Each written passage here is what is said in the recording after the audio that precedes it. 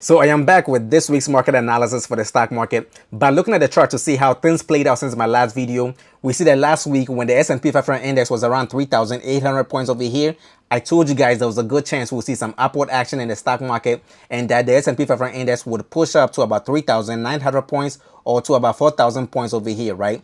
And looking at the chart, we see that things played out like I was expecting.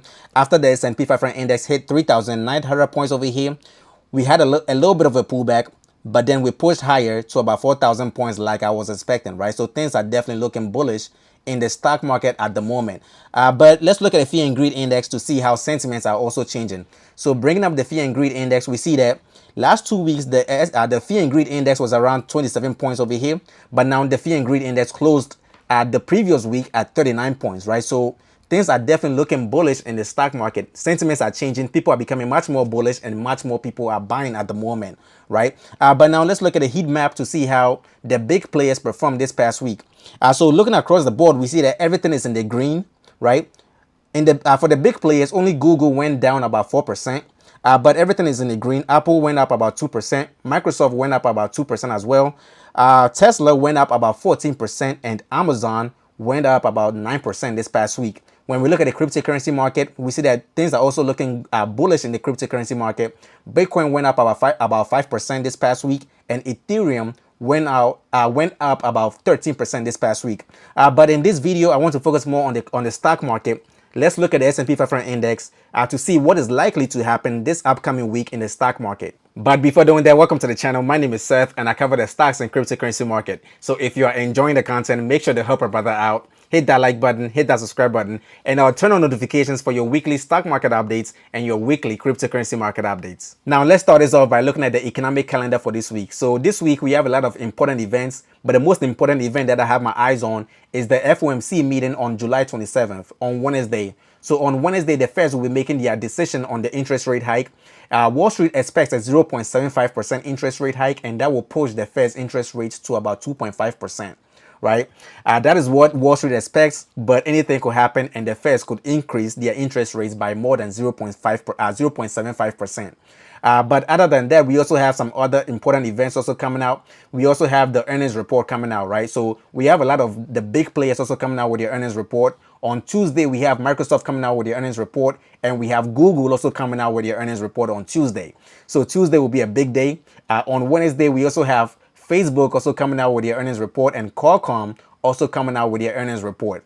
And on Thursday, we have some of the biggest players in the game. We have Apple and Amazon also coming out with their earnings report on Thursday. So this week will definitely be a week to pay attention to. Now, looking at the S&P 500 index from a higher time frame, we see that nothing much has changed since last week. We see that we are still trading in this descending channel pattern over here. And this descending channel pattern is usually a bullish pattern. So at some point in the future, we should expect to break higher.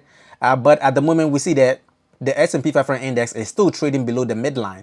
So this is the midline over here of the descending channel pattern, and we are still trading below the midline. But at this point, we are very close to the midline, right? So we are very, very close to the midline compared to last week, right? But we see that from past history that anytime we got close to the midline, we saw a lot of fight between the bulls and bears, right? So over here, we saw a lot of fight between bulls and bears. Over here, the fight between bulls and bears, and also over here we saw a fight between the bulls and bears.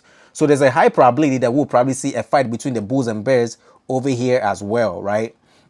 So we'll probably maybe see, it is possible that we could see like maybe a 2% up, a 2% down, a 2% up, 2% down until one of the parties win, right? Until maybe the bulls win. If the bulls win, then we'll probably push higher, right? But if the bears win, then we'll probably come back lower. So we definitely want to keep an eye out for this week, right? There's a lot of events coming out this week, so we will probably see a lot of fight over here. I'm expecting that. But it is also possible, in case we get some good news, it is very possible that we will probably push higher. But if we see some bad news, then we'll probably end up coming back lower, right? But now let's look at the S&P 500 index from a lower time frame. So now looking at the S&P 500 index in the lower time frame, we see that after the S&P 500 index came very close to the midline over here, around 4,000 points, we see that the S&P 500 index came back down to the 1.0 Fibonacci level. This is the 1.0 Fibonacci level over here. And then that is around 3,932 points, right? So for next week or for this week, I'm expecting the S&P 500 index to use the 1.0 Fibonacci level as support, right? And we'll probably use the midline as resistance. So for this week, I'm expecting the bulls and bears to keep trading or to keep fighting in this zone over here. If the bulls win, then we will probably break about 4,000 points and push higher. But if the bears win, then we will probably end up breaking below this 1.0 Fibonacci level around 3,900 points, and we will probably end up coming back lower down to about 3,848 points, right? So that is what I would expect to see in case the bears win or the bulls win. But let me bring up the mean reversion channel. So with the mean reversion channel on the chart at the moment, we see that the price at the moment is above the mean, right? So this is the mean over here. This black line, this is the mean. And the mean is currently around 3,864 points, right? We are currently about one standard deviation above the mean, right? And we see that the one standard deviation above the mean is also forming confluence with the 1.0 Fibonacci level, right? So there's a lot of confluence at that level. So I would expect us to use that as support.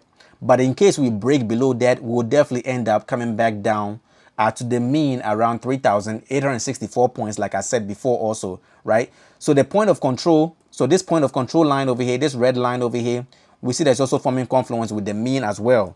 But now let's look at some technical indicators. Let's look at the RSI. Let's look at the strength and momentum indicators to see who is winning the fight at the moment. So looking at the RSI, we see that the RSI is currently around 54 points, which is above the midline. The midline is at 50 points, right? So we are currently overbought. And when we look at the trend line as well, when we look at this trend line, we see that the RSI has broken the trend line. So at the moment, it looks like things have turned bearish at the moment, but it is possible that we could probably break higher in case the bulls do win the fight, all right? In case the bulls win the fight, we could definitely break higher. I'm leaning a little bit bullish at the moment, but things are definitely not looking bullish on the chart. When we look at the MACD as well, we see that the MACD line, this blue line, is below the signal line, right? So this tells us that things are definitely turning bearish at the moment. Things are looking a little bit bearish at the moment. So it is possible that we could break lower and come back down to about 3,850 points, right? When we look at the squeeze momentum as well, we see that we are losing momentum at the moment, right? So we have been losing momentum and we are seeing the first red candle, and this is confirming that things are definitely turning bearish at the moment. So this week, we should see a fight between the bulls and bears between 3,900 points and 4,000 points. If the bulls win the fight, then we should see the SP 500 index push above 4,000 points. But if the bears win the fight, then the SP 500 index will come back down to about 3,850 points. But all of this depends on the Feds and the earnings report. If we get some good news from the Feds and the earnings report, then the bulls will win the fight and the SP 500 index will push about 4,000 points. But if we get some bad news from the Feds and the earnings report, then we could probably see the bears winning the fight, and that will bring us down to about 3,850 points. But personally, I am leaning bearish from the technical analysis, but I am biased towards the bullish side because I do want my portfolio looking good, right? But now make sure to help a brother out. Hit that like button, hit that subscribe button, and I will turn on notifications for your weekly stock market updates and your weekly cryptocurrency market updates.